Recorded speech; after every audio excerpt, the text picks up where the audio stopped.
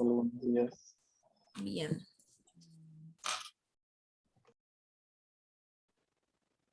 Diego, ¿vos vas a compartir algo? ¿Vas a compartir pantalla, algún power, algún video? No, voy a ir explicando y para tratar de ajustarme a los tiempos prefiero tener el texto a mano, así que Bárbaro, no hay problema.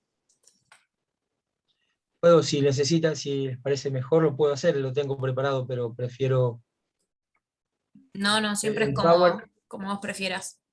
El Power por ahí me hace hacer digresiones y termino a las 3 de la tarde. ¿La indicación del tiempo la doy por el chat o lo manejas vos eso? ¿Yo? No, Ah, No. pregunto No, sí, si querés anda avisándoles por el chat. por el chat, está bien. Bueno, perfecto.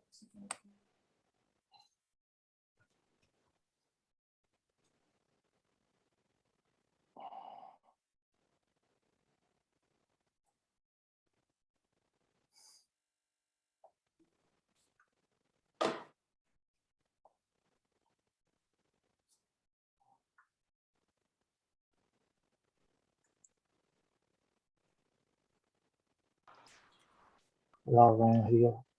Buenos días. Buenos días.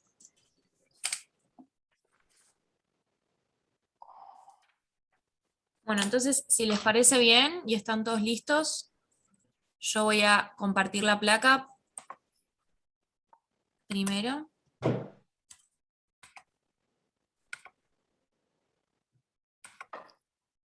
Bien.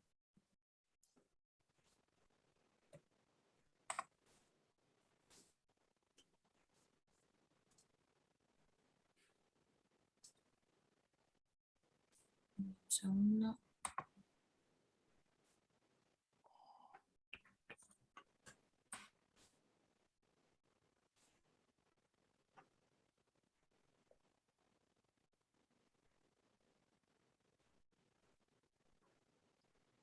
¿Arrancamos? No, perdón. Ahora voy a volver a No, compartir. no, Perdón. Tuve que sacarla. no entendí. No.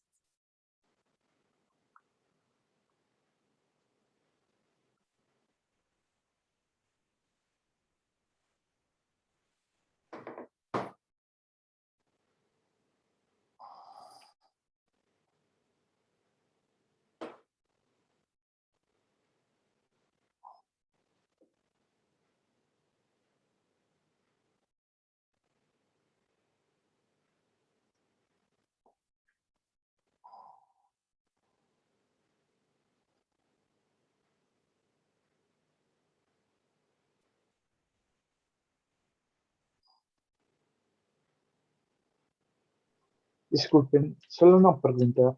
¿Esta es la mesa D?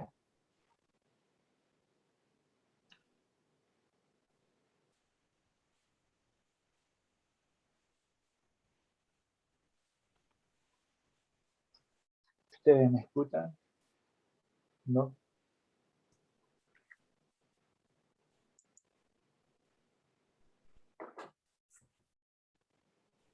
yo escucho cortado lo que dijiste.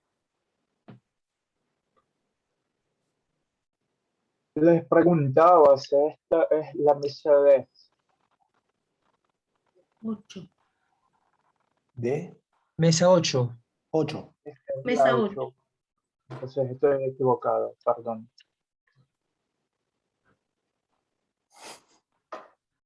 Bueno, ahora sí estamos. Sí. Bueno, buenos días. Bienvenidos a todas y a todos a la sesión Número 8, Crítica Política y Cultura de las cuartas Jornadas Internacionales de Estudios sobre Revistas Latinoamericanas, que lleva como título Nuevas Perspectivas para el Abordaje de las Publicaciones Periódicas de los siglos XIX y XX. Participan de esta sesión Ignacio Centeno, de la Universidad Nacional de las Artes, del área transdepartamental de Crítica de Artes. Ignacio es licenciado en Crítica de Arte, con especialización en cine, y es tesista de la maestría en Crítica y Difusión de las Artes, para la cual investiga sobre la construcción discursiva del nuevo cine argentino y los criterios con los que fue evaluado y valorizado por la crítica cinematográfica destinada a públicos específicos. Todo esto en la UNA, ¿no? La Universidad Nacional de las Artes. El trabajo que presenta se llama Los criterios de la crítica, las adjudicaciones de valor, los posicionamientos evaluativos y la construcción del nuevo cine argentino en la revista del Amante durante los años 90. También está con nosotros Evangelina Margiolakis, que es doctora en Ciencias Sociales de la Universidad de Buenos Aires. Su tesis doctoral se titula La conformación de una trama de revistas culturales subterráneas en dictadura y sus transformaciones en postdictadura, que está en prensa. Es directora del proyecto UACID, Comunicación, Cultura y Espacios Públicos, Dictadura y Postdictadura, miradas desde las instituciones y las formaciones, con sede en el Instituto Gino Germani de la Universidad de Buenos Aires, y forma también parte del grupo de estudios sobre arte, cultura y política en la Argentina reciente, dirigido por Ana Longoni en el Germani. También es docente en la carrera de Ciencia de la Comunicación, en Sociales, de la UBA, y en Edición de Filosofía y Letras, de la UBA también. El trabajo que va a presentar lleva como título La Guerra de Malvinas desde la óptica de las revistas contraculturales. Y finalmente va a leer o presentar, digamos, un trabajo de Diego Pogiese, que es licenciado y profesor en Letras por la Universidad Nacional del Sur. Se desempeña como docente de Teoría y Crítica Literaria y Metodología de la Investigación y Lingüística, lingüística y de literatura y literaria en la Universidad del Sur. Ha colaborado con artículos de crítica literaria y en distintas revistas especializadas y volúmenes colectivos, e integró el comité editorial de la revista Cuaderno del Sur entre los años 2016 y 2019. Participó en sucesivos proyectos de grupos de investigación sobre crítica literaria y literatura argentina desde el 1995. Actualmente participa en el programa sobre publicaciones periódicas radicado en la Universidad Nacional de La Plata. El trabajo que va a leer se llama, o va a presentar, Lezama y Crisis, el problema de la afiliación de dos revistas distintas y distantes. Vamos a escuchar las exposiciones en ese orden, primero Ignacio, después Evangelina y después Diego, finalmente. Y después tenemos un rato para la discusión y las preguntas que quieran hacer, que tienen que hacerlas por esta pestaña que se llama Preguntas y Respuestas, que está abajo en la parte de abajo del Zoom, de la plataforma, ¿sí? Bueno, no sé si Ignacio querés arrancar. Sí, dale, empezamos. Lo que sí, antes, Diego, te quería... Sí. Buenos días a todos igual, no sé si nos Bueno. saludamos. Te quería preguntar, nosotros entonces podemos hacernos preguntas mutuamente, digamos, en esta pestañita después. Y las preguntas del público vos las vas a... Del público. Yo las voy a leer y se las voy a preguntar a ustedes, preguntar, digamos, a ustedes. Pero sí, obviamente ustedes pueden intervenir, todos podemos intervenir en las preguntas y respuestas. Genial, bueno, comenzamos entonces, ¿no? Sí. Bueno, muchas gracias, la verdad, por escuchar. Yo la verdad que leyendo la programación de esta jornada me di cuenta que en realidad, bueno, ni el cine ni la crítica tienen un lugar importante, digamos, ¿no? en la programación, y bueno, en algún punto me pareció entendible porque me parece tampoco es el centro de atención del CIAP, ¿no? Del Centro de Investigaciones en Arte y Patrimonio. Y bueno, probablemente no haya tiempo, recién lo decía Diego, para explayarse mucho, para introducirlos quizá como debería en el tema, digamos, o para presentar resultados. Mi intención con esta presentación era más bien empezar como a compartirles y construir un poco el problema en el que estoy trabajando para la maestría. Bueno, por eso en algún punto me gustaría que ustedes, digamos, y bueno, supongo que también algunos que están escuchando, que son como especialistas en el tema de las publicaciones periódicas, puedan aprovechar el espacio, ¿no? para plantear críticas y dudas que les genere lo que voy a compartir. Porque bueno, nada, hay muchas cosas, supongo, reflexiones y referencias que se me deben haber escapado en este tiempo trabajando en este tema. Así que bueno, lo que estoy interesado, digamos, hace un tiempo es sobre la crítica de artes como objeto problemático, ¿no? Estoy desarrollando esta tesis que comentó Diego Curcido en la Universidad Nacional de las Artes, que tiene que ver con la crítica de cine argentino durante los años 90. Y en realidad este cruce entre cine argentino y crítica de artes surge de un interés un poco más abstracto que tiene que ver con los procesos de construcción de sentidos y de valores de las prácticas artísticas, ¿no? Procesos en los cuales, bueno, la crítica tiene un rol fundamental si confiamos, digamos, en que no se trata solo de un discurso, un metadiscurso que habla sobre el arte y las obras, sino que al hacerlo, al proponer interpretaciones y evaluaciones sobre los objetos artísticos, está interviniendo, ¿no? Interviene directa y, bueno, políticamente, obviamente, en su constitución social. Esto me parece, bueno, no es algo que se nos escape, digamos, es uno de los ejes temáticos de la jornada, ¿no? Las revistas y las construcciones sociales de sentido. Bueno, obviamente es un tema en el que no se puede, además, digo, avanzar mucho sin una teoría sobre el sentido, ¿no? En mi caso, yo trabajo desde la teoría de los discursos sociales de Liceo Verón y, bueno, lo que se llama la semiótica argentina, ¿no?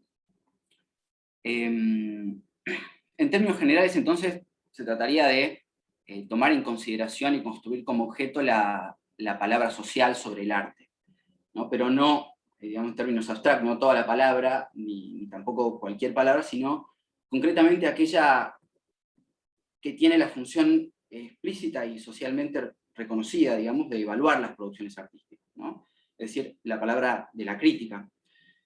Y observarla justamente intentando identificar y reconstruir los modos en que esa crítica adjudica valores, toma posiciones, realiza evaluaciones, ¿no? Yendo al caso concreto de la investigación, todavía no sabemos, o no está claro, digamos, qué dijo, o no está analizado, digamos, qué dijo la crítica local sobre el cine argentino de los 90, salvo en términos generales, ¿no? Digamos, cómo evaluó esas películas, qué valores les atribuyó, o les negó, digamos, cómo las reunió, con qué taxonomías las terminó ordenando, en base a qué criterios estableció diferencias y jerarquías, ¿no? En esa producción cinematográfica. Bueno, seguro algunos de ustedes saben, o recuerdan, que durante los años 90 se produjeron cambios estructurales en el cine argentino, y consecuencia de esos cambios la producción creció, se diversificó, y bueno, toda una serie de directores y producciones audiovisuales emergentes fueron identificados con el nombre de Nuevo Cine Argentino, ¿no? Esta identificación, por supuesto, no surgió por generación espontánea, ni solamente digamos, por una serie de rasgos diferenciables en las películas, sino que fue en gran parte producto, digamos, de aquello que Oscar Traversa llamó los discursos intermediarios, ¿no?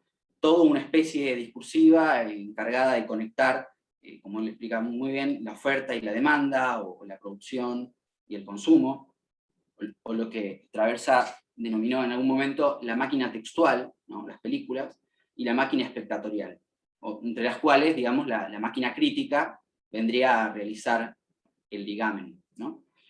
entre esas máquinas. Esto es una terminología muy, muy deleuziana, muy fechada en los 80, que es cuando él publicó ese libro Cine, el significante negado. Pero bueno, para existir socialmente, un poco dice Traversa, el cine necesita ser consumido. Y para ser consumido necesita ser mediatizado, ¿no? Y esos procesos de mediatización, que son, digamos, lo que Traversa investigó durante toda su vida, en esos procesos el cine asume una serie de representaciones sociales, ¿no? Es lo que él denomina los films no fílmicos. Digamos, afiches, publicidades, noticias, discursos institucionales y, por supuesto, discursos críticos, ¿no? Todo un modo de existencia social, digamos, del cine que excede a las películas y bueno, y conforma un universo de producciones significantes que circulan y que se intercambian socialmente a propósito de las películas, ¿no? Es a través de estos discursos intermediarios como accedemos, digamos, al consumo y a la experiencia cinematográfica. Entonces, bueno, me pareció que era evidente que al investigar, digamos, investigar estas construcciones sociales de sentidos y valores, que al hacer eso no puede despreciarse, digamos, la importancia de esta relación de mutua determinación, ¿no?, entre las películas y sus representaciones sociales. De alguna manera podemos decir el cine tiene como una especie de doble vida, ¿no? La existencia real de las películas, que es una existencia inmodificable, están ahí, esos fílmicos, esos archivos, ahora no sé cómo se llama, y por otra parte la existencia social, digamos, que es una existencia en continua mutuación, ¿no? Bueno, si elegí la década de los 90 y el nuevo cine argentino, es porque este fenómeno novedoso que surgió durante esos años, el nuevo cine, ya igual 25 años, muchísimo, sigue hasta el día de hoy generando lo que en términos veronianos se puede decir efectos de sentido, ¿no? Y no hay ningún otro fenómeno o movimiento en el cine argentino posterior que haya podido opacar la centralidad de este movimiento, de este nuevo cine, ¿no? Y bueno, por supuesto el cine argentino no estuvo exento de polémicas, de declaraciones de muerte, resurreció y murió varias veces, y hubo continuaciones fantasmales por ahí, homenajes y debates, pero bueno, aún así, digamos que este cine mantiene todavía una nutrida vida social, y bueno, a veces como figura, digamos, pero por lo menos y casi siempre como fondo de la producción cinematográfica contemporánea. Y la década del 90 en el cine argentino es particularmente interesante para analizar cómo se dan esos procesos que a mí me interesan, esos procesos de construcción de sentidos y de valores en la crítica, porque no solamente hubo cambios profundos en la producción cinematográfica, sino también en la producción de escritura sobre cine, ¿no? Al punto de que algunos comentaristas de ese momento se postularon, de manera polémica obviamente, como la nueva crítica argentina, ¿no? Nuevo cine argentino, nueva crítica argentina. Con frecuencia se dijo que esta nueva crítica construyó el nuevo cine, o que por lo menos, digamos, tuvo un papel importantísimo en la emergencia, en el desarrollo, que lo acompañó, le dio visibilidad y bueno, le adjudicó una identidad y una serie de valores positivos. De hecho, la etiqueta misma del nuevo cine argentino es doblemente valorativa, ¿no? Nombra y le da identidad a un fenómeno y obviamente le atribuye una cualidad explícita y positiva, ¿no? La de ser nuevo en relación a otros que serían negativamente malos, digamos, y viejos, ¿no? Eso es algo, bueno, que se ha comentado mucho sobre la crítica del nuevo cine argentino. Bueno, obviamente al construir un poco este problema, empezar a ahondar en este problema, me di cuenta, digamos, lo sabía igual, que hay una abundante bibliografía sobre el nuevo cine argentino, porque la verdad es que fue un fenómeno muy importante, y en casi todos los casos la crítica recibe una atención especial, porque es uno de los factores, bueno, porque es considerado uno de los factores más importantes para comprender los cambios que experimentó el campo del cine local, ¿no?, durante los años 90. Incluso los primeros libros sobre el nuevo cine argentino fueron escritos por estos mismos críticos que protagonizaron, ¿no?, el resurgimiento. En 2002, 2003 empiezan a aparecer el libro de la FIPRESI, sobre estos estilos, temas y autores de la renovación que estaba sucediendo en el cine. Martín Peña editó también Generaciones 60-90, después, unos años después, Gonzalo Aguilar sacó el libro ese muy citado, Otros Mundos, un ensayo sobre el nuevo cine argentino. Bueno, y se fueron acumulando, veamos, bibliografías sobre el tema, Pre, Amado, Anderman, Campero, Prividera, Bernini, ¿no? Todos, por ahí algunos de ustedes conocen algunos de estos comentaristas, pero bueno, la perspectiva de análisis nunca asumió, digamos, una posición metacrítica sistemática, ¿no? Que hiciera de la escritura sobre cine su objeto de estudio, mucho menos focalizando la evaluación y la valoración, ¿no? En el mejor de los casos se describe, digamos, en términos generales este resurgimiento de la crítica, los principales actores, las políticas editoriales que asumieron las revistas, ¿no? Sobre el nuevo cine argentino, pero en la mayoría de los casos, digamos, la crítica se utiliza como una fuente para hablar sobre las películas, para hacer una nueva lectura de los estilos, de las poéticas, ¿no? O como mucho para ilustrar, digamos, cierta recepción crítica que puede haber tenido determinada película en su momento, ¿no? Bueno, tampoco me encontré con que tampoco desde la academia local, digamos, desde los estudios sobre cine y audiovisual en Argentina, hubo mucho interés por analizar la crítica. Hay algunos artículos por ahí breves, esporádicos, ¿no? María Rosa del Coto tiene una serie de artículos muy breves, pero muy precisos sobre el tema. Pero bueno, no hay, digamos, trabajos de largo aliento. Y bueno, hay sí dos que son, digamos, que de alguna manera necesitan una mención especial. Hace poco tiempo María Valdés publicó su tesis doctoral, en 2016, que se llama El autor como género. Y ahí ella sí, digamos, describe largamente y denuncia cómo la revista El Amante, en complicidad con la FUC, la Fundación Universidad del Cine, y el Bafisi, digamos, reflotaron, posicionaron y explotaron discursivamente el nuevo cine, perdón, la figura del autor, ¿no? en el cine. Y bueno, de alguna manera ella analiza las revistas para ver cómo fue esta construcción del autor como género, ¿no? Y cómo se aprovecharon un poco de eso. Y después hay un artículo de Marina Mogillansky y Valeria Re, publicado en un libro que editó Ignacio Amatrein, en 2009, que se llama La crítica cinematográfica, un pacto con el nuevo cine argentino, y que es de alguna manera uno de los más citados también sobre esta cuestión, y que tiene bastante que ver con lo que yo trabajo, pero lo hace desde una mirada sociológica, digamos, trata de armar como una especie de inexistente todavía en el campo local sociología de la crítica cinematográfica, con una impronta muy burdiana, digamos. Y ahí ellas describen el rol de la crítica cinematográfica en la construcción del nuevo cine argentino, ¿no? Postulando que hubo tres momentos o tres figuras en esa construcción. Primero, pareciera ser que las críticas implantaron la necesidad, digamos, de una renovación en el cine argentino, ¿no? Entonces, esa es la idea de que había una crisis y había que resolverla. Luego detectan y etiquetan esa novedad, que es el nuevo cine argentino, ¿no? Y surge la idea de la promesa. Bueno, esto es algo nuevo, esto es algo que promete.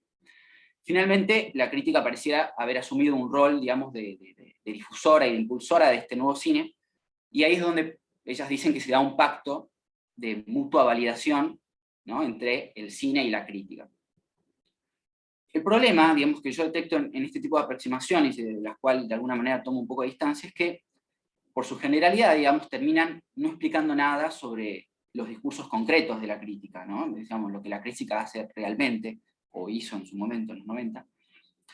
Digamos, suponemos que frente a este pacto, digamos, de críticos y cineastas, los críticos tomaron posiciones positivas, ¿no? Benéficas, o fueron entusiastas sobre las películas, pero en realidad no sabemos en qué términos se expresó esa positividad, ¿no? No sabemos si fue homogénea, si debieron hacer manabalismos retóricos, si inventaron criterios, si la valoración fue coherente con lo que la crítica venía reclamándole al viejo y malo cine argentino.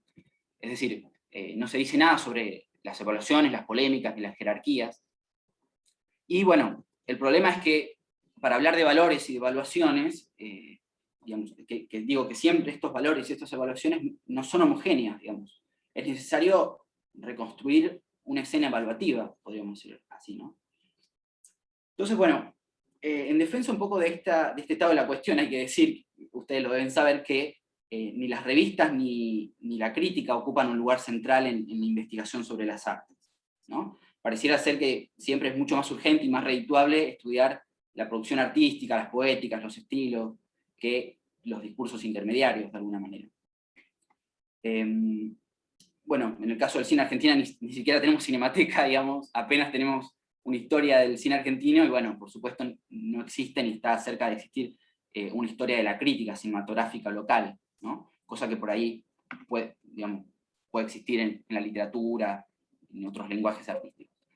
Pero bueno, hasta acá yo sé que me queda poco tiempo, no mencioné el corpus de trabajo porque me parecía que todo lo dicho hasta aquí se refería y se aplicaba, digamos, se aplica a la crítica cinematográfica en términos generales, ¿no? Idealmente sería necesario un estudio, digamos, de cada una de las publicaciones periódicas de los años 90, por supuesto, también de las críticas sobre cine argentino publicadas en los principales diarios. Muchos comentaristas del momento, investigadores posteriores, suelen destacar, digamos, la crítica de Página 12 de los años 90, y por supuesto nadie ni siquiera la recopiló y mucho menos la analizó, pero existe como problemática, digamos, como cuenta pendiente. Y acá me gustaría aclarar que no es que, digamos, yo subestime la diferencia genérica de emplazamiento, de funcionamiento y de temporalidad entre la crítica especializada y la crítica periodística, ¿no? Al mencionar los diarios, digo, la crítica destinada a públicos masivos. Pero bueno, de alguna manera ambas, digamos, atribuyen valores, realizan evaluaciones y construyen sentidos sobre el cine. Habría que, digamos, trazar algunas diferenciaciones, pero forma parte de este panorama de la palabra sobre cine, sobre el cine argentino de los años 90, ¿no? Bien, digamos, yo quería trazar esta línea para recortar y precisar lo que sería mi objeto de estudio concreto, ¿no? Que serían los posicionamientos evaluativos y las adjudicaciones de valor en la escritura sobre cine argentino de los años 90, en la crítica cinematográfica especializada, concretamente, y ahí es donde surgen las revistas, ¿no? Las publicaciones, las revistas sobre cine, digo, de los 90, que es un poco lo que estoy trabajando. Y si bien hubo varias durante los 90, y es evidente que, bueno, que es necesario observar todo el panorama, ¿no? y tener varias de estas revistas como corpus de control para trabajar el tema, hay una serie de motivos que me llevaron a elegir la revista El Amante para, digamos, para empezar esta investigación, ¿no? El Amante fue, no sé si la conocen, este es el primer número del Amante. Fue la primera revista que surgió durante los 90, de las que se mencionan, digamos, cuando se habla de cine argentino. El primer número salió en diciembre de 1991, y también fue una de las pocas revistas que sobrevivió al nuevo cine argentino, ¿no? Por decirlo así. Estuvo activa hasta enero de 2017. Digamos, tuvo más de 25 años, más de un cuarto de siglo de existencia, una cosa inédita, digamos, en la historia de la crítica argentina también. Bueno, y no solamente fue la primera, sino que también fue la más importante, no tanto por ser una revista masiva, si bien tenía una tirada grande, llegó a tener 12.000 ejemplares en la calle, generalmente tenía 5.000, sino por su importancia estilística, ¿no? en el campo de la escritura sobre cine en ese momento. Incluso hay dos revistas de los 90 que surgen en directa confrontación, digamos, con el Amante, ¿no? La revista Film y la revista La Vereda de Enfrente se crean para discutirle, para, ¿no?, pelearle el terreno a El Amante durante esos años. Bueno, otra de las características, digamos, que con esto ya voy más o menos cerrando, otra de las características del Amante es que no era una revista específicamente sobre cine, era más bien una revista sobre crítica cinematográfica, ¿no? Y hizo de la crítica un tema de su interés principal, ¿no? Generalmente las 30 primeras páginas, 20 primeras páginas, eran críticas que en general confrontaban entre sí sobre el valor y sobre, ¿no?, los méritos de las películas que reseñaban, de los estrenos, ¿no? Y ponían en escena la polémica, y bueno. Bueno, y por último, también una cuestión no menor es que todos los números del Amante están disponibles en archivos y bibliotecas, y bueno, y recientemente están también en reservorios de consulta abierta, por ejemplo en el Archivo Histórico de Revistas Argentinas, están todos los números en papel, que fueron publicados en papel, porque el Amante después tuvo una vida en la web. Pero bueno, para ir cerrando, la cuestión, digamos, sería en algún punto por qué, ¿no?, y cómo investigar la evaluación y las atribuciones de valor en la crítica cinematográfica. En algún punto creo haber respondido así a grandes rasgos la respuesta sobre el por qué es necesario este tipo de análisis. No solo porque no existe, digamos, porque no existe en el ámbito local. Me parece que si el nuevo cine argentino circula socialmente, si existe todavía, no es solamente como un grupo de películas que podemos ver y revisar y ver una y otra vez, sino también como un grupo de discursos que las tematizan, ¿no? Esas películas que las describen, las resumen, las explican, las interpretan, las evalúan, las jerarquizan, las valoran y las desprecian. Y bueno, me parece que hay que comprender ese universo de producciones significantes, que es imprescindible para entender el cine argentino de los 90, y no solamente el de los 90, sino el que de alguna manera se hace actualmente, que arrastra, que continúa siendo de alguna manera el viejo, nuevo cine argentino. Bien, y en el fondo, digamos, y por eso el título de la ponencia también es comprender y estudiar los criterios de la crítica, ¿no? En este caso, la de los 90, pero en términos generales, digamos, criterios que no son momentáneos, digamos, que obedecen a temporalidades largas y que tienen una influencia importante en los modos en que como espectadores miramos, interpretamos y valoramos el cine, ¿no? También, por supuesto, esto habría que describirlo de otra manera, también los modos en los que se produce el cine, ¿no? Entonces, bueno, esto en principio es una hipótesis, digamos, es una intuición que la investigación trata de responder, pero en realidad, actualmente en los estudios sobre cine argentina, no sabemos si esto es así. Es una incógnita, digamos. No podemos demostrarlo porque no lo estamos investigando de alguna manera, ¿no? Bueno, la pregunta que no puedo responder, digamos, por cuestiones de tiempo y también, digamos, porque no es una pregunta fácil, y ahí ustedes, digamos, con investigadores seguramente mucho más experimentados que yo, van a poder ayudarme, digo, Evangelina y Diego, porque, en algún punto, porque el tema, digamos, el tema de estudio que me costó reconstruir, pero que de alguna manera está funcionando, digamos, que es un cruce complejo entre sociología de la cultura, estudios de valor, análisis de los discursos, semiótica, ¿no?, y estética, que, bueno, que es el ámbito desde el cual se estudiaron históricamente los problemas de los juicios estéticos y el valor de los objetos artísticos, ¿no? Así que bueno, creo que el cómo va a quedar para la próxima ponencia, y bueno, muchas gracias por escuchar, espero que puedan aportar algo y tengan algo para compartir y para ayudar. Muchas gracias. Gracias, Ignacio. Evangelina, ¿querés seguir? Sí, bueno, buen día y gracias por la presentación y por generar este espacio que esperemos que nos permita dialogar un poco con nuestros temas, ¿no? Lo que traje y armé para hoy tiene que ver con pensar un poco lo que pasó con ciertas revistas que se denominaron contraculturales o subterráneas en el marco de la dictadura, y pensar, digamos, tanto elementos en común como ciertas especificidades en estas publicaciones. Mi trabajo de investigación tiene que ver con estas publicaciones, y si bien en ese primer acercamiento que tuve planteaba como algunos tópicos respecto de qué ocurre con estas revistas en el contexto de la Guerra de Malvinas y posteriormente, lo que intenté hacer es recuperar un poco la especificidad de alguna de esas publicaciones.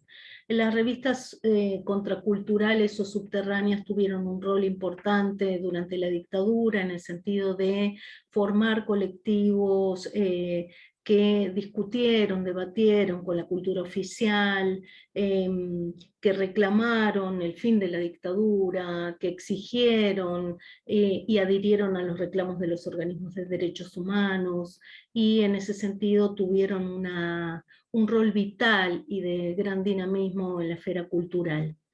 Y en ese sentido, pensar un poco qué es lo que ocurrió en Malvinas permite no solo ver el posicionamiento que tuvieron estas revistas respecto a lo que fue la guerra, sino también el posicionamiento que tuvieron respecto de pensar en el marco de una serie de prácticas que se ubicaron dentro de una cultura de la resistencia o un frente antidictatorial, y también pensar en ciertas diferencias entre publicaciones, así como que formaron parte de un clima de época. Las publicaciones que tomé tienen que ver con aquellas que explicitaron, sobre todo hacia el final de la Guerra de Malvinas, hacia fines del 82, plantearon una postura crítica del régimen y en líneas generales de la contienda, de la guerra, pero con ciertos matices que me gustaría poner en común en este rato, ¿no? Voy a compartir pantalla para presentar un poco las publicaciones y después vuelvo para contar un poco la especificidad de cada una. Una hipótesis para pensar tiene que ver con que ciertos tópicos y ciertas discusiones que se dan a partir de lo que significa Malvinas como un punto de inflexión, al menos en estas revistas culturales, ciertos de esos tópicos tienen que ver con ciertos tópicos de discusiones en el marco de la transición y de la postdictadura después, ¿no? Y bueno, comparto pantalla para presentar simplemente las publicaciones y después les cuento un poco cómo se fueron dando esas discusiones al interior de cada publicación en particular, y de qué forma esas discusiones revelaron sobre todo una crítica fuerte al régimen y un reclamo por el retorno de la institucionalidad, ¿no? Con muchos matices.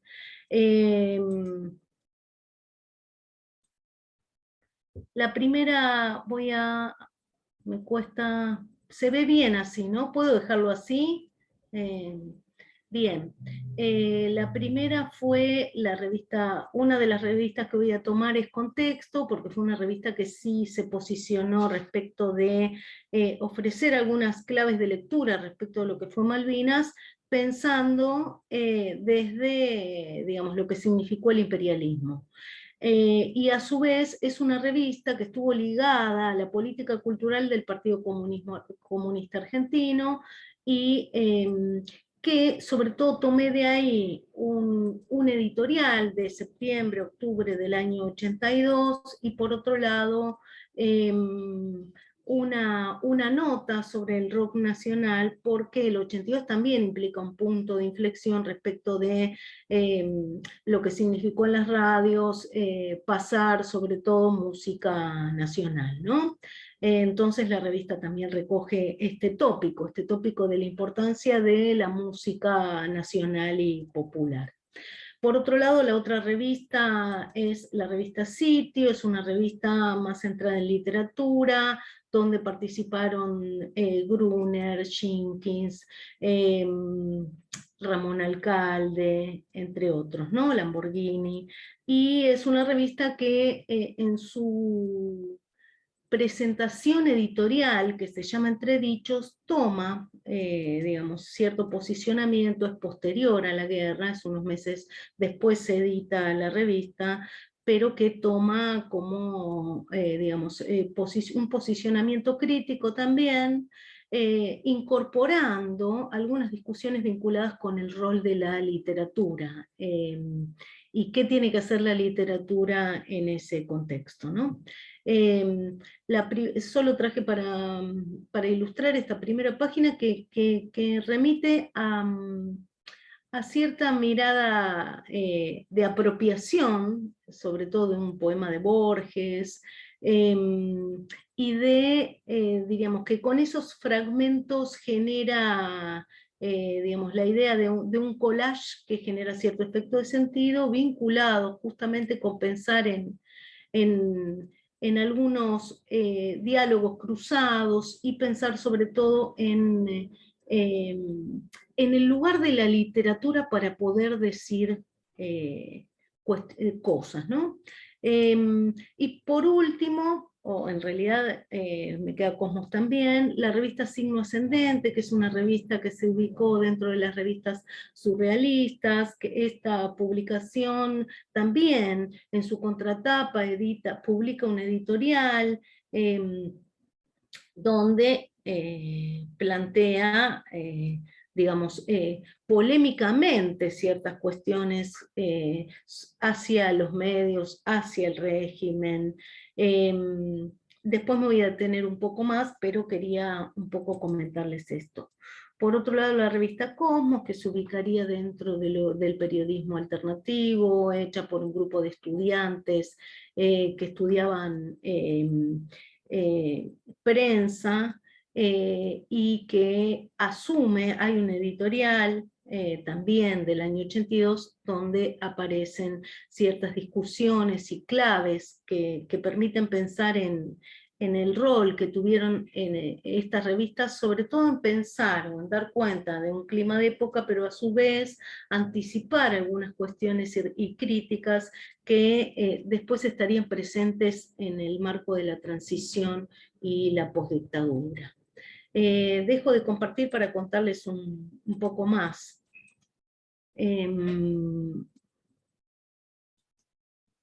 Stop share.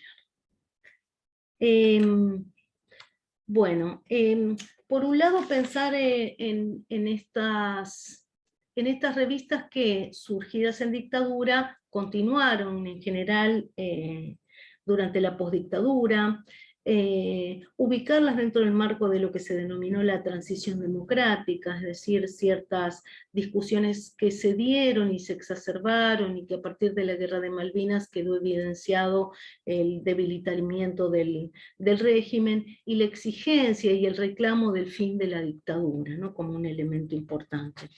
En ese contexto, estas revistas, por un lado, algunas enfatizan en cuestiones vinculadas con la crítica a la guerra, y otras enfatizan también con otros elementos, empezando por Contexto, que es una revista que estuvo ligada a la política cultural del Partido Comunista Argentino. Sobre todo el énfasis que hizo fue diríamos, a criticar el imperialismo, e inclusive su nota en las primeras páginas, que funcionó a modo editorial en el número 22 de septiembre-octubre del 82, planteaba, por un lado, lo que significó esa manifestación en la plaza, en el año 82, es decir, rescataba algo de eso, y por otro lado criticaba la agresión imperialista a las Malvinas, ¿no? Un poco también en línea con lo que significó la postura del Partido Comunista Argentino. Cito textual: la agresión imperialista a las Islas Malvinas es una muestra descarnada de la política que la administración Reagan propone para América Latina. Bueno, que propone una falacia basada en la solidaridad occidental y cristiana contra el enemigo en una posible tercera guerra mundial. A su vez, la revista reprodujo también ciertos documentos de la Asociación Argentina de Actores, de la SADE, también, y de la Asociación de Artistas Plásticos, donde rescataba cuestiones vinculadas, sobre todo los documentos planteaban esta idea de soberanía nacional. El énfasis en contexto estuvo vinculado con ese eje antiimperialista, podríamos decir, y no obstante, es el 82 un punto de inflexión para celebrar, por ejemplo, el programa de la multipartidaria, el cese de la veda política y algunos tópicos vinculados con la transición. Asimismo, la revista retoma o intenta articular ciertas experiencias que se ubicaron en ese momento, fueron leídas como parte de la cultura de la resistencia, ¿no? Ciertas producciones culturales, ciertos artistas, ciertos cantantes, la experiencia de teatro abierto, es decir, también dando cuenta de ese momento que significó posterior a Malvinas, vinculado con ese reclamo, que en el caso de contexto fue un reclamo vinculado con los organismos de derechos humanos, y por otro lado este reclamo del fin de la dictadura y un proceso de democratización, ¿no?, de las instituciones. Por su parte, la revista Sitio, en ese editorial que se llamó Entredichos, rescata lo que significa la literatura, ¿no? Y cómo la literatura puede de alguna manera hablar de la guerra, ¿no? Leo textual algunas cuestiones. ¿Qué cambio de sentido le cabrá a la literatura que para nuestra memoria histórica, para nuestra corporalidad, para nuestro estar en el mundo, fue espectador neutral de todas las guerras que durante este siglo alteraron la estructura material y cultural de la humanidad? Plantea también la idea de recordar, de hacer memoria a partir de la literatura, de una literatura que active esa memoria. Recordar nos causa angustia, decía esa primera presentación de Entredichos, miedo, y si la palabra tuviera todavía algún contenido en Argentina diríamos que terror, pero es un terror distinto del que aterra a los que necesitan que olvidemos a Malvinas para que todo vuelva a ser como antes. Es decir, hay en un contexto, diríamos, de desmalvinización, plantean justamente no olvidar lo que significó Malvinas. Y plantea también ciertos tópicos que se cruzan, y leo textual, dice: de una movilización total, ¿puede la escritura estar ausente? Tuvimos infraliteratura de guerra, ¿no?, durante este tiempo, canallescas en general, moviéndose en esa zona letrinal de los más media, la publicidad, los semanarios, los servicios. Esta misma crítica se repite en otras publicaciones como en Cosmos, esa crítica a lo que significó el tratamiento falaz, manipulatorio de los medios, ¿no?, de los medios masivos. Y por último rescata justamente o intenta que la literatura no quede en silencio. Por eso trabaja intertextualmente con dos poemas, uno es Cambalache de Rosler en La Nación, y otro es Juan López y Juan Guard de Jorge Luis Borges, ¿no? Es decir, como un intento de romper ese silencio y de poner en temática y en visibilidad estas cuestiones. Por su parte, la revista Signo Ascendente, que recupera tópicos vinculados con el surrealismo, y que de alguna manera es muy crítica del régimen, pero a su vez recupera también ese encuentro entre Breton y Trotsky, y algunos de esos lineamientos están presentes en la revista. Por supuesto que es crítica de la contienda, pero a su vez podríamos decir que dirige su blanco polémico hacia diferentes actores, que voy a tratar de comentar. Primero se analiza la guerra como una amenaza de barbarie, ¿no?, y de violencia. Y en todo caso lo que plantea la revista es que si se da cierta contienda, tiene que ser contra el imperialismo que impone, por ejemplo, la deuda externa. Tomo un poquito de agua para...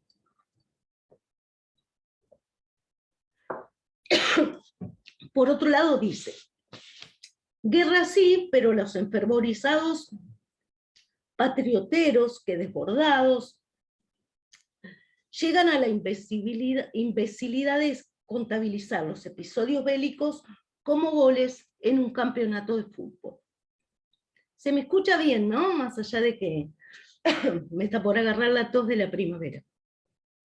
Bueno, entonces aquí podemos ver, digamos, una trama polémica donde explicita justamente y cuestiona cierto patrioterismo.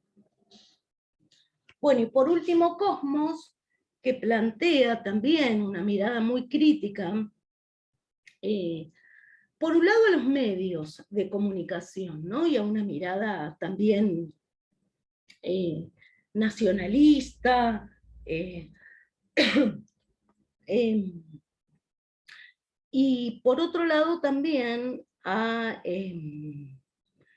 lo que significó el plan económico de la dictadura llevado adelante por Alemán. Y plantea como salida la unidad latinoamericana. Bueno, en síntesis, planteo un poco algunos elementos en común para pensar un poco por qué detenerme en cada una de estas publicaciones.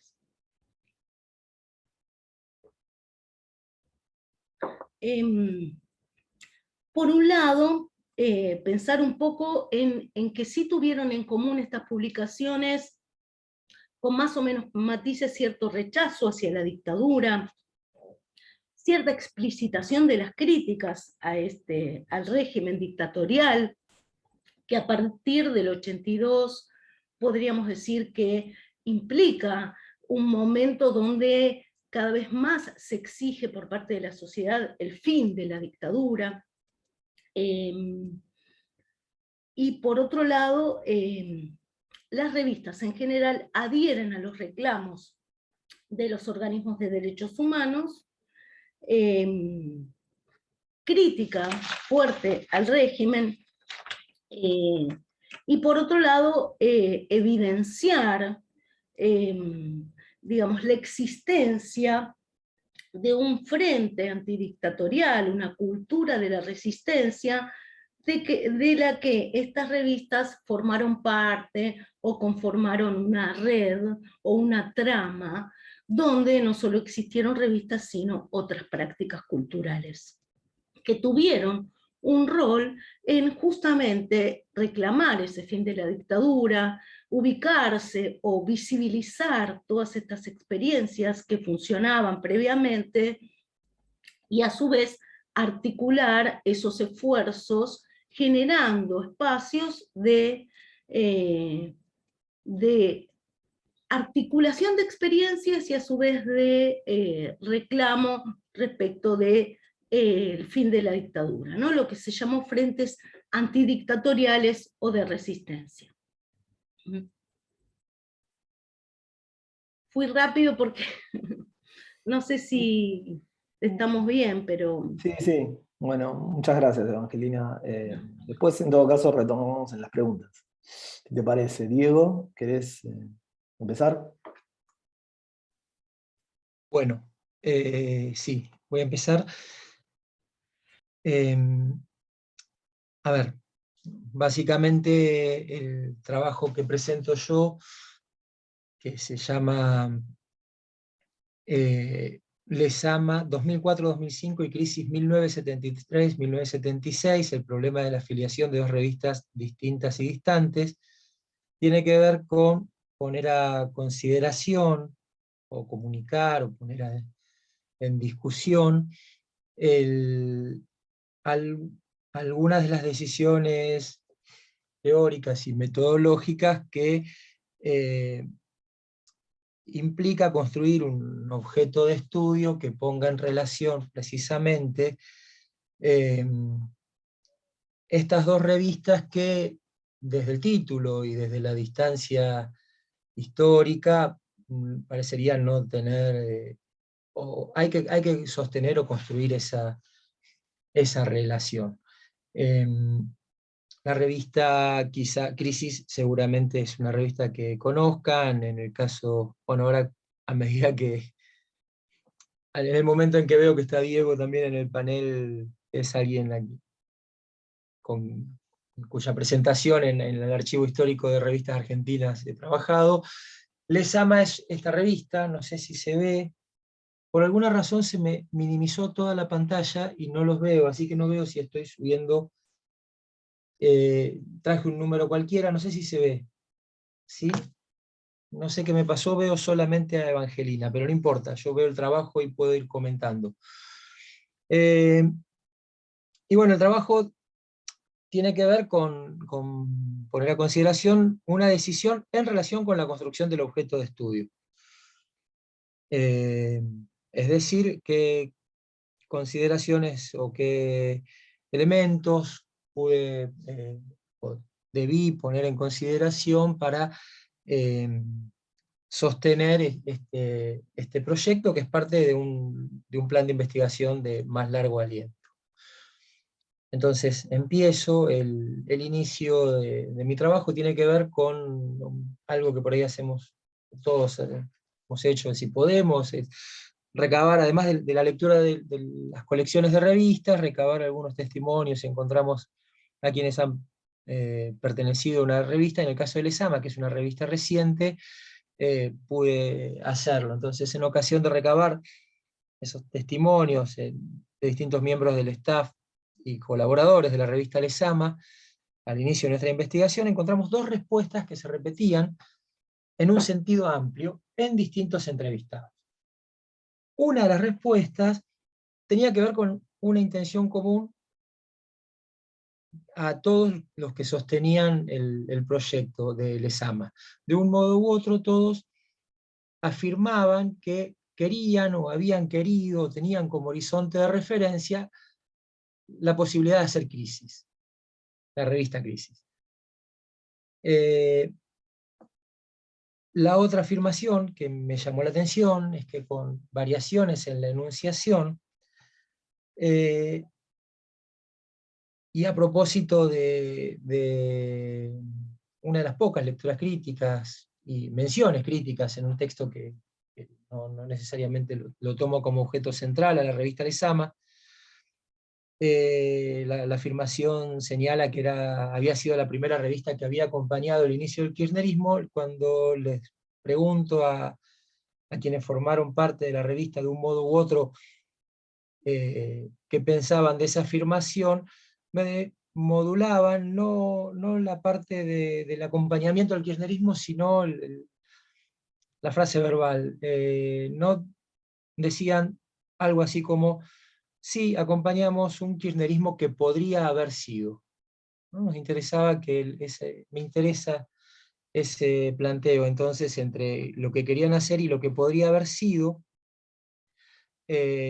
Nosotros digo, pudimos poner en el cruce de esas dos afirmaciones parte de la relación que vamos a proponer como pregunta en la investigación que relaciona estas dos revistas. Me interesa precisar, voy a precisar lo que tiene que ver con el trabajo. El trabajo de investigación propone una lectura comparativa de estas dos revistas político-culturales, que están separadas 3 décadas entre sí, y que parecen expresar proyectos editoriales congruentes. Las revistas son Lesama, que son 17 números mensuales, que salen entre abril de 2004 y octubre de 2005, y la primera etapa de Crisis, que son esos 40 números que salen entre 1973 y 1976. En principio, y más allá de la intención que citamos anteriormente de hacer Crisis, que decían los mismos participantes de la revista, digo, no, es importante tomar el testimonio, pero hay que someterlo a algún tipo de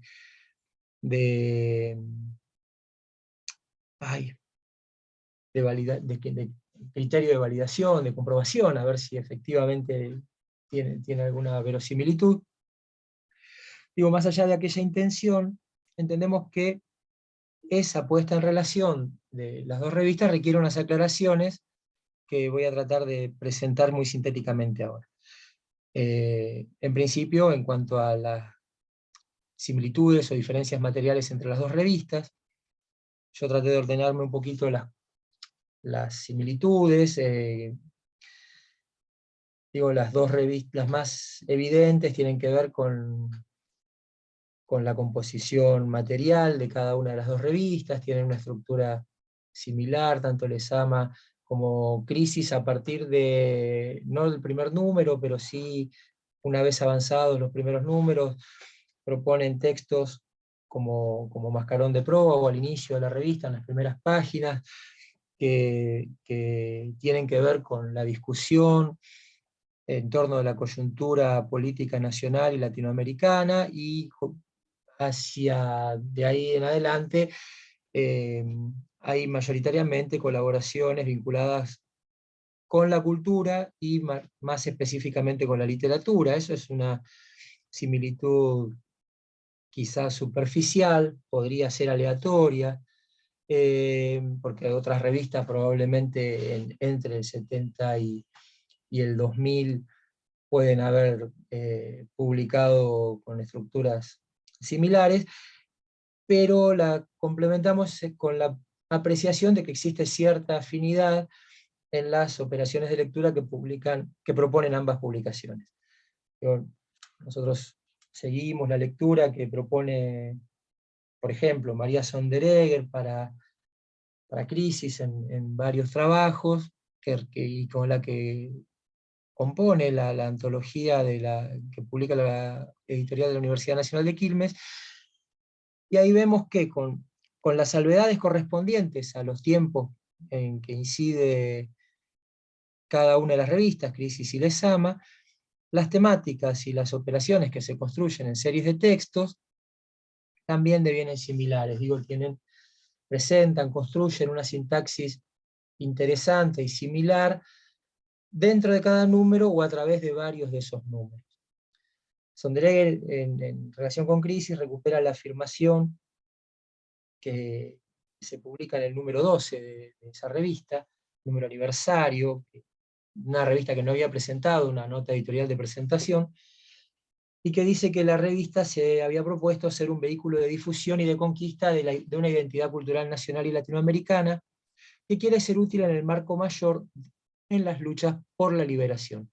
Y en función de esa afirmación, y teniendo como premisa la afirmación de Lucien Febvre, respecto de que hay revistas que, estoy citando, ofrecen una perspectiva singular para explicar nodos histórico-culturales, Sonderegger sostiene que Crisis ofrece dos entradas privilegiadas de análisis. Por un lado, aspira a presentar una dimensión democrática de la cultura, y por otro propone una narrativa acerca de la nación que se expresa en la revisión cultural e historiográfica. Todo eso en función de los 70, dice Crisis es un escenario posible. Y define ese escenario en relación con las publicaciones culturales, en relación contemporáneas, en relación con cierta hegemonía cultural y en relación con los procesos políticos latinoamericanos contemporáneos. Si nosotros hiciéramos los ajustes por el lado del Lezama, los ajustes correspondientes a lo que es el inicio del siglo XXI, por el lado del Lezama, encontraríamos un parecido, la posibilidad de leerlos en claves semejantes. En la nota editorial del número 1 de esta revista, señala que el proyecto tiene la idea de ser, y cito, un espacio que junte fragmentos que estarían fuera de foco de la agenda central de discusiones políticas y culturales, que se sustraigan al tono y a la urgencia que hegemonizaban las publicaciones contemporáneas. De algún modo replicaba otro escenario posible, pero otro escenario posible y a la vez similar, que fuera afín a aquella revista de Vogelius, a Crisis. Y a su vez en la gacetilla de prensa, con la que anuncian el número 1, marcaba también esa referencia que enviaba hacia 3 décadas antes. Decía, nos metimos a hacer Lezama porque, crucemos los dedos, los tiempos aparentan cambiar. Comenzamos a pensarla inmediatamente después del 19 y 20 de diciembre de 2001, queremos atender las preguntas que quedaron abiertas desde entonces y poner algún grano de arena en la tarea de regenerar todo lo que comenzó a desgarrarse desde 1976 a la fecha. Todo lo que comenzó a desgarrarse sobre esta afirmación, creo que vamos a poder volver en línea con aquel podría haber sido que nos había llamado la atención. Bueno, hay otros aspectos que al principio nos permiten conjeturar una relación entre ambas revistas, que es cierta similitud en la conformación del grupo de trabajo y en el horizonte ideológico y político al que podrían remitir. En un trabajo de María Fernanda, Romina Colucci y María Fernanda Pampín sobre crisis, hablaba de que compartían una estructura de sentimiento que podría, con los ajustes pertinentes, pensarse analógicamente con la que compartían quienes hacían Lezama. En ambos casos se trata de escritores y académicos cuya filiación ideológica mayoritariamente podría estar entre el pensamiento emancipatorio latinoamericano, cercano al pensamiento de izquierda o al peronismo de izquierda, en ambos casos orientadas a un público más o menos amplio, en un proyecto que se proponía cierta divulgación. Una salvedad importante en la composición de Lezama: muchos de sus colaboradores al momento de incorporarse al proyecto, ya sea en el staff o como miembros del consejo editor o como colaboradores frecuentes, no solo, en el momento de incorporarse al proyecto, no solo tienen una firma con un peso específico propio de largas trayectorias, que incluso en muchos casos remiten a la experiencia de los 70, a la experiencia del exilio, de la reconfiguración democrática posterior, y de un reposicionamiento en el campo literario o de la academia argentina, sino que además muchos de ellos tienen sus propias revistas o espacios de publicación. A modo de ejemplo, en Lezama publican y participan del consejo asesor Nicolás Casulo, que tiene Pensamiento de los Confines; Horacio González, que en ese momento estaba sacando Los Jomocho; Horacio Tarcus, que tenía el Rodaballo; Cristian Kupchik, que había sido que había tenido Bedebian; Jorge Bocanera, y siguen, ¿no?, las firmas. Por otro lado, tuvimos que tener en cuenta que, más allá de esas similitudes que podíamos leer entre las dos revistas, hay diferencias notorias que es necesario precisar, no solamente las condiciones de producción y circulación de revistas de papel en ambas décadas es diferente, las redes de publicaciones, en relación con las que funciona cada una, también es diferente, el peso específico de ambas revistas respecto de Crisis no solamente ha tenido un volumen de ventas y tiradas grandes, de hasta 35.000, si yo no me equivoco, ejemplares en algunos de sus números, sino que además ocupa un lugar importante en la crítica de revistas y en la revisión de las revistas, en la historia de las revistas argentinas. En el caso de Lezama, su lugar en la crítica es bastante menor, su tirada era de 6.000 ejemplares, y en el mejor de los casos llegó a vender 3.000 en el número aniversario.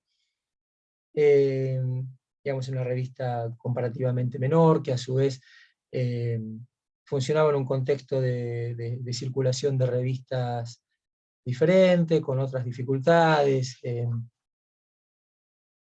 etc. Tiene algunas otras similitudes que yo no mencioné respecto de que en los dos casos podíamos pensar en revistas financiadas por empresarios vinculados a un universo ajeno a las revistas culturales, pero bueno, son similitudes que también, como señalé anteriormente, podrían llegar a ser hasta aleatorias o compartidas con otras revistas.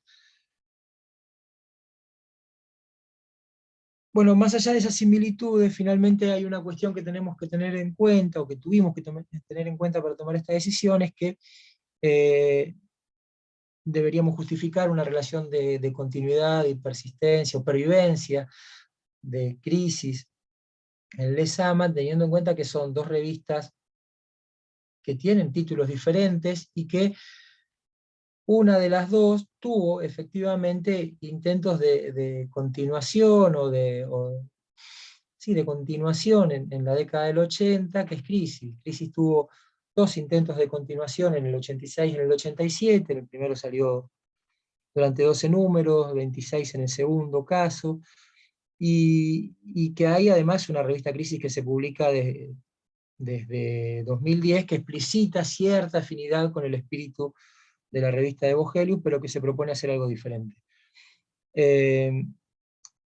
Nosotros nos parece que podemos diferenciar los 2 intentos de los 80 de esta última experiencia contemporánea para justificar en principio por qué es que tomamos esta decisión, y explicarlos por separado. Digamos, respecto de las 2 experiencias de los 80, tomamos como referencia un trabajo, nos resulta interesante, un trabajo de Adriana Bocchino, en el que analiza esos 2 intentos de reedición, y nos resulta interesante desde el título. El título del trabajo es Una revista con los tiempos cambiados, ¿no? Ahí Adriana Bocchino hace una revisión de los números de esos 2 intentos de reedición, en los que lee cierto intento de publicar textos que repitieran o remitieran a las operaciones de la etapa de la revista que la dictadura había interrumpido, como si no hubieran pasado cosas que modificaran el horizonte sobre el que la revista podía incidir, y en función de eso explica las razones por las cuales estos intentos de continuidad fracasan. Se pregunta Bocchino, por ejemplo, qué significaba apelar a la radicalización política cuando aún en el imaginario asociado a la primavera democrática alfonsinista estaba vigente, o qué implicaba volver a las figuras literarias de los 70, habían sido silenciados en la dictadura, pero que de algún modo ya estaban consagrados en los 80, cuando su voz ya no tenía un correlato con la coyuntura política. En función de esas y otras preguntas, concluía que esas recurrencias o esas remisiones a la revista de los 70 parecían haber perdido capacidad de intervención, aun cuando los los 2 intentos de reeditar Crisis participaran muchos de quienes habían sido parte de la experiencia de los 70. Y por otro lado, la revista Crisis, que comienza a publicarse en 2010 y llega hasta nuestros días, y cuyos integrantes se definen como, en el mejor de los casos, hijos de los 70, pero que ya no tienen un vínculo directo con aquella experiencia, indican desde el primer número un posicionamiento en el que toman distancia de esa revista. Dicen algo así como: reeditar una revista que dejó de salir hace décadas supone riesgos, sobre todo si se trata de una publicación de gran prestigio. Por eso es necesario explicitar las motivaciones. El lector no encontrará en la nueva Crisis una reverencia especial a la crisis del pasado. Nos proponemos utilizar la fuerza que aquella historia conserva en la memoria de nuestros contemporáneos como punto de partida para una creación sin garantías. La aventura puede fracasar o puede conducirnos en un sentido innovador, pero cualquiera sea su resultado, la decisión es manifiesta. El ayer como recurso y archivo, no como meta ni medida. Eso es lo que tienen como propuesta desde el inicio. Entonces, en ambos casos, la referencia a los tiempos cambiados o el rechazo del ayer como meta y medida funcionan como parámetro que nos permite pensar la singular decisión de Lezama de recuperar pedacitos que remiten a discusiones truncas de los 70 y filiarlos con Crisis. A ver, anticipamos, en términos generales y en un enunciado grueso, nuestra hipótesis de lectura, la de la investigación que estoy llevando a cabo, supone que en el horizonte posterior a la explosión de 2001 y con el resquebrajamiento de todo aquello que implicaba el pacto democrático de los 80, se hizo posible, entre otras cosas, un horizonte de audibilidad para ciertas voces que modularan hablas políticas culturales, hablas políticas literarias en la mayoría de los casos, de aquella década del 70, y que en ese plano es que podemos leer la confluencia entre Lezama y Crisis. Algo así como lo que se anunció tempranamente en 2003 como la vuelta de los 70 o cierta espíritu setentista, y que tuvo cierta correlación con algunas enunciaciones políticas que circulaban no solo entre los militantes, sino también en ciertas acciones del gobierno kirchnerista, temprano, ¿no? Del inicio del gobierno de Néstor Kirchner. Y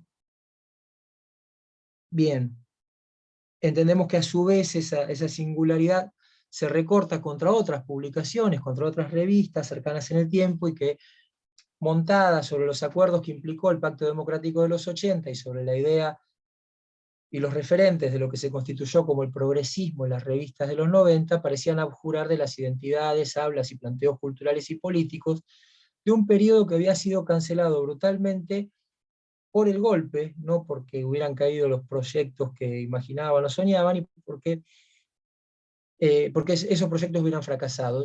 Pienso, y lo digo rápidamente, hay un número de la revista Punto de Vista del año 97, en el que revisa ciertas textualidades que remiten a los 70, y lo revisan como con cierto rechazo, horrorizado, revisan una película de Blaustein, un texto de Bonazo, que de algún modo recuperaban el habla de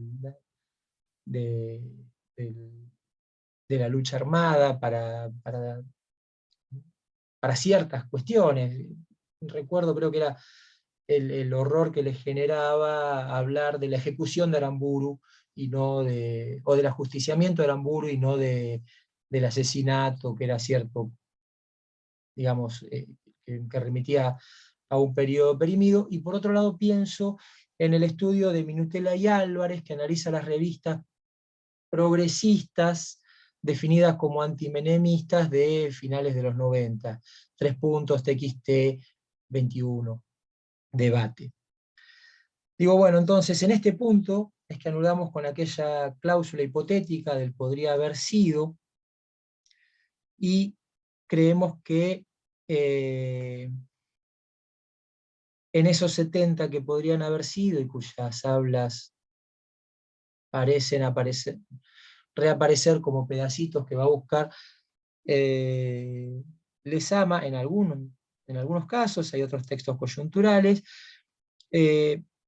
pudimos pensar esa relación. Esta relación de discronía a nosotros nos supone un problema conceptual, lo voy a presentar acá brevemente y con eso termino, que tiene que ver con lo que sería el marco teórico. No podemos pensar en los planteos de Didier Huberman, por ejemplo, en la imagen superviviente, como un horizonte teórico insoslayable, pero nos pareció que también podíamos ajustar para este planteo el aporte teórico, hacer un ajuste de un aporte teórico que recuperamos de la propuesta de Mark Fisher en Los fantasmas de mi vida, a partir del uso interesante que hace de la idea de jauntología derridiana. Para decirlo del modo más sintético que puedo, la idea que plantea es Fisher, es que en el marco del conservadurismo político y cultural del capitalismo tardío, y que supone la puesta en juego en la tensión entre lo presente y lo fatalmente repetible, que tiende a repetirse, y lo virtual, las huellas de lo abandonado en el camino de la construcción, estoy citando, de lo presente, que se puede determinar la orientación efectiva de otro futuro posible. Fisher habla del derecho a reclamar los fantasmas de lo que quedó en el camino cuando se construyó el presente. En el caso de Derrida se lee en la relación con el fantasma de Marx y el colapso del socialismo. Podemos pensarlo en clave local y reformularlo, y tiene que ver con pensar esa dimensión política, para decirlo con Fisher, de la melancolía, en la medida en que equivale a un rechazo a acomodarse en los horizontes cerrados. Fisher dice el capitalismo, y uno podría pensar el capitalismo en la historia argentina. Esa lectura de Fisher deriva, así como señala Fisher, quiero decir, no deberíamos tener que elegir entre, digamos, Fisher dice Internet y la seguridad social. Nosotros podemos pensar que un modo de pensar la jauntología en esa clave tiene que ver con pensar que esos futuros perdidos no nos fuerzan a falsas elecciones de ese tipo, sino no se trata de una nostalgia pasiva, una melancolía deceptiva o depresiva por aquella pérdida, sino que debería pulsar a mantener activas las promesas canceladas como una posibilidad vigente.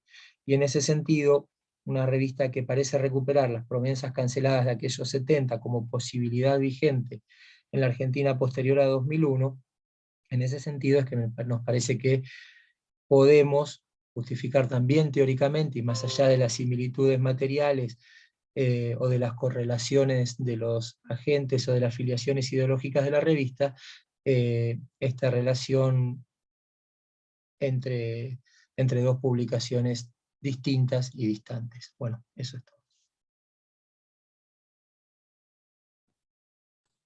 Bueno, muchas gracias, Diego. No sé si abrimos el poquito tiempo que tenemos de debate, ¿sí? No sé si hay preguntas, si quieren hacer preguntas, si quieren hacer algunas preguntas, hacerse preguntas entre ustedes, ¿no? Perdón, Diego, nunca vi el chat. No, está bien, no funciona mucho el sistema. Vos sabés que pensé que sí, pero nunca pude volver a abrir la ventana. Yo me anoté algunas preguntas, pero no Sí. supe subirlas. ¿Cómo Bueno, las sí. escribo? No, hacela si querés, hablemos entre nosotros. Hablamos bien. Sí, mejor. Voy a hacer dos preguntas muy sencillas, porque por ahí, para saber, digo, me llamó la atención la idea de las en el caso del trabajo sobre cine de Ignacio, me llamó la atención la idea esa de temporalidades largas para el nuevo cine, ¿no? Esa idea de que la novedad tuviera tal persistencia y cómo se articulaba la red de cineastas, críticos, publicaciones, para darle esa persistencia a una idea que la novedad, ¿no? se prolongara, si es que entendí bien. Sí. Sí, perdón, yo te quiero hacer también una pregunta en relación con esto que planteaba Diego. Si pensaste algún tipo de tradición en relación a la novedad, digamos, que ligue un movimiento, ¿no? Por ejemplo en los 60 con un espacio de producción crítica, digo, no sé, la idea de fundación, de la idea de autor, que ya, no sé, eso está tomado un poco de Cahiers du Cinema con la relación con la Nouvelle Vague. Digo, si pensaste en la Argentina, alguna relación entre novedad y nueva crítica anteriormente a esto que pasa en los 90, como vos describís. Si te interesó pensar o pensaste. Sí. Bueno, quedan muy pocos minutos, así que voy a hacer así, digo, en principio, cuando hablé de temporalidades largas, me refería igual a los criterios, que los criterios con los cuales la crítica evalúa las películas obedecen a temporalidades largas. Pero sí, tiene alguna relación con esto de cómo puede ser que un fenómeno dure 25 años. Por supuesto que no es así, digamos, a los primeros años que surgió el cine argentino empezó a morir, se declaró su muerte a principios del 2000, apenas había nacido. En el 2008 parecía que estaba completamente acabado, y en ese Bafisi, creo, renace con historias extraordinarias, Ginás y la segunda generación del nuevo cine argentino. Y entonces después vive unos cuantos años más y vuelve a morir, y entonces ahí empiezan los debates sobre, bueno, ya tenemos que darlo por muerto, ¿qué es este fantasma que tenemos acá en la casa? Bueno, digamos, sí, no, la temporalidad del nuevo cine argentino es algo que está en completa discusión todavía. Lo que yo quería decir es, sigue siendo hoy un tema de debate, sigue hoy siendo un tema de, está bien, ya no existe, evidentemente, como existía en ese momento, pero persiste el modo de producción, persiste cierta estética parecida, algunas películas empiezan a... ¿no? Hace poco salió, no sé, Los Sonámbulos de Paula Hernández, es una copia degradada de algunas ideas de La Ciénaga, poner. Bueno, sigue La Ciénaga ahí, 2001, digamos, sigue estando acá, es condición de producción directa ¿no? de las películas actuales. Un poco eso quería decir con lo de la temporalidad. Y lo que dice Diego Cupcido es evidente que sí, que no solamente yo, digamos, que cualquiera que piense en nuevo cine argentino, primero que uno de los primeros libros, como te decía, el de Generaciones 60-90, hace la conexión directa con el nuevo cine argentino de los 60. En los 80 se habló, a fines de la dictadura, de una posible resurrección de la industria y del nuevo cine argentino que iba a surgir, duró medio año de circulación en algunas revistas y murió la idea de la posibilidad de un resurgimiento del nuevo cine. Digamos, yo creo que cada 5 o 10 años se habla del nuevo cine argentino, o de algún tipo de novedad, y obviamente el nuevo cine argentino es la etiqueta más común digamos, para hablar de esos cambios que va experimentando. Y sí, y por eso hoy podemos hablar de, como no saben de qué hablar, del nuevo cine argentino, o del viejo nuevo cine argentino. Bueno, es complicado, pero sí, es evidente que la historia de la crítica argentina tiene muchos nuevos cines todo el tiempo. El más fuerte obviamente fue el de los 60, la generación del 60, y hay una relación directa, explícita, conflictiva también y polémica con el cine argentino de los 90, ¿no? Incluso en términos políticos, digamos, de cómo cómo cambió el afuera de las películas, y que llevó a que, bueno, que esa resurrección del nuevo cine no sea la misma, que tenga otro no. De hecho, podemos decir que pasó de ser un cine moderno a ser un cine contemporáneo, ¿no? Globalizado, bueno, una serie de cambios que no se pueden soslayar, digamos, cambiaron las condiciones de producción, podríamos decir, así que por supuesto cambiaron los productos, ¿no? Los resultados. Perdón, bueno, ahí la corto. No sé si respondí un poco a lo que decía, le preguntabas, Diego. ¿Sí? Sí. Los Diegos. Sí, sí. Genial. Yo quería comentar una reflexión, no sé si... ¿Puedo? Sí, sí, claro.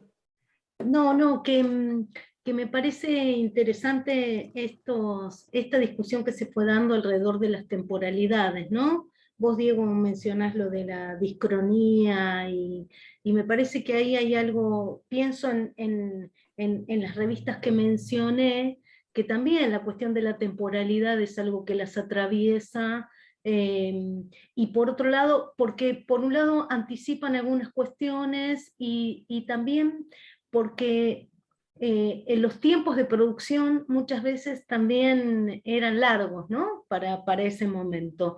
Es decir, por ahí la revista Sitio revela que en el mes de abril empezaron a escribir la revista, pero la revista sale en septiembre, y eso hace generar ajustes en el medio e introducir e incorporar esa presentación que intenta suplir ese hiato temporal, ¿no? Entonces me parece interesante pensar en términos de eso, y lo de Diego también aporta mucho a pensar esto de las reverberaciones, ¿no? Y esas recuperaciones fragmentarias, y cómo estas textualidades y estas revistas que estamos trabajando de alguna manera están pendientes, se interrogan por esas temporalidades, ¿no? Eso. A mí, en función de eso, perdón, un comentario me resultaba interesante también de esas conversaciones con quienes hicieron Lezama, que como la revista es una expresión que por ahí tiene que ver con cierta coyuntura inmediata, pero también es una composición de textualidades que no necesariamente fueron escritas para ese momento. Él comentaba que tenía notas a la espera de que pudieran ser parte de textos y hay textos en la revista que se recuperan, se republican, se reciclan, y que lo interesante por ahí es cómo se queda la composición de ese número que termina hablando una voz colectiva, y a nosotros por ahí al lector le queda como cierta idea de discusión más o menos homogénea y contemporánea, cuando en realidad eran no necesariamente textos escritos para ese número, ¿no? Eso es interesante también como ejercicio de la composición de la revista, que tiene más manos en el medio que quienes escriben, ¿no? Que es algo que resulta atractivo. Y quería preguntar también si puede y si estamos a tiempo. Cuando veía las revistas que seleccionaste ahí de Malvinas, eran como... ¿Puedo preguntar si está bien? Sí, hagamos una pregunta más. Sí. A mí también me interesa la cuestión del corpus. Me ganaste de mano. Sí. Era exactamente eso, cómo habías armado el corpus, porque me parecía que eran revistas que a priori no hubiera puesto en una red de relaciones, ¿no? Que le encontrás esa relación por eso, pero no sé cómo lo seleccionaba. Diego me anticipó la pregunta con mayor precisión. Bueno, en realidad está buena la pregunta porque pone en tensión algunas discusiones que tienen que ver con qué entra dentro del universo de lo contracultural o lo subterráneo dentro de la dictadura, ¿no? Entonces, desde ahí es interesante pensar cómo en ese universo tan disímil, sin embargo, hubo, diríamos, alguna serie de interpretaciones y de denominaciones que atravesaron diferentes instancias, podríamos decir. Es decir, estas publicaciones que uno las ve más grandes, más chicas, y repito cuestiones de los medios, ¿no?, masivos, que aparecían cuando Clarín publicaba una nota, ¿no?, sobre las revistas subterráneas. Este universo tan disímil de publicaciones grandes y chicas, con mayor tirada o menor tirada, más artesanales, menos artesanales, sin embargo, estaban atravesadas por algunos elementos en común que tenían que ver con la conformación de redes, con generar discusiones respecto de la cultura oficial, y sobre todo ser ubicadas en ese momento histórico dentro de ese gran universo de lo que se llamó underground, contracultural o subte. Por supuesto que lo que queda de ahí es hacer mapeos o zonas, y digamos, lo que yo no repuse aquí, pero viene bien plantearlo, es que cada una de estas publicaciones se referencian o se ubican dentro de una zona, ¿no?, dentro de la zona de lo que serían las revistas surrealistas, como Podema y Signo Ascendente, en el caso de Sitio, las revistas más vinculadas con lo literario, y que recuperaron sobre todo la literatura, y ubicadas dentro de una zona relacionada con el ensayo. En el caso de Contexto, está ubicada dentro de una zona que tiene que ver con el recuperar la tradición de partidos políticos de izquierda, que en el contexto de la dictadura, digamos, tuvieron que asumir otros nombres y otras condiciones de publicación, porque Contexto surge en dictadura, porque otras revistas del partido no pudieron continuar existiendo. Cuadernos de Cultura me refiero, y en el caso de Cosmos se ubica dentro de aquellas revistas que siguieron una tradición vinculada con lo underground, con lo alternativo, y con el periodismo alternativo. Así que bueno, eso, viene bien pensar en ese universo disímil, y en realidad hay otros, en ese mapa hay otras zonas, pero sobre todo me detuve en recuperar estas que explicitaban mucho, digamos, el tema de Malvinas, ¿no? Porque en mi intención inicial también era recuperar una revista literaria como El Ornitorrinco, pero en ese trabajo de rastreo, El Ornitorrinco está un número a fines del 81, y después el número siguiente en esto de las temporalidades es del 83. Bueno. No sé si respondí, pero sí, está bueno para pensarlo y seguir poniéndolo en tensión y tensionándolo, porque es algo que atravesó, que está presente como interrogante desde que me contacto y me aproximo a este universo, ¿no? Y sí pensar lo otro, y con esto cierro, que hubo una autodenominación, y por otro lado un reconocimiento por parte de otros ámbitos de la esfera cultural, como también, ¿no?, como ubicarlas dentro de lo subterráneo, o lo underground, o lo contracultural. Bueno, ¿a dónde estamos? Acá, a ver. Sí, bueno, tenemos que terminar. Me parecieron súper interesantes todas las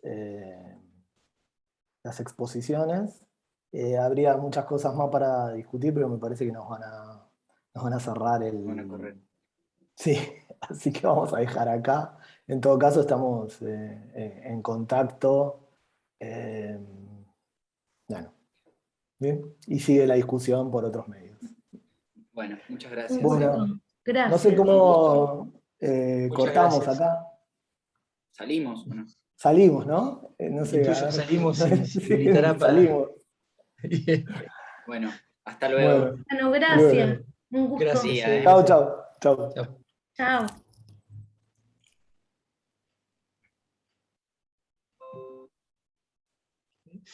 Ay.